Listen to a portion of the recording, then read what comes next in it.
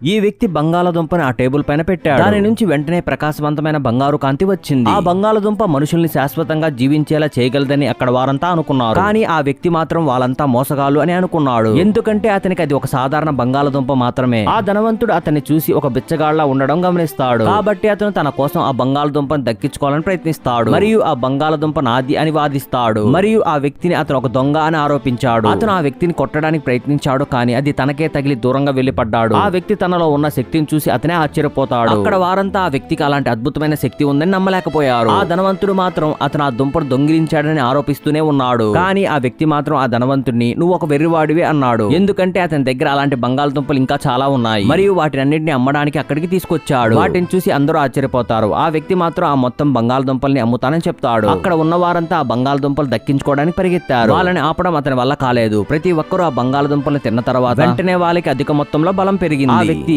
పర్వతాలపైన వ్యవసాయం చేస్తూ ఉంటాడు, కానీ అతనికి దేవుని శక్తి కలిగి ఉన్నాడని అతనికి తెలియదు. అతను ఉపయోగించిన నీరు మరియు మొక్కలు కూడా బంగారు రంగులో మెరుస్తున్నాయి. అటుగా వెళ్తున్న ఆ మహిళ ఒక శ్వాస తీసుకుంది. నిద్రలో కూడా ఆ వ్యక్తి అపారమైన శక్తిని విడుదల చేయడం చూసి తన హద్దులు దాటి ఆమె రహస్యంగా అతని దగ్గరికి వెళ్లి మరింత గ్రహించింది. కానీ సడన్ గా అతను మేల్కొన్నాడు. మిగతా స్టోరీ కోసం ఈ వీడియోని లైక్ చేసి ఛానల్ ని సబ్స్క్రైబ్ చేసుకోండి.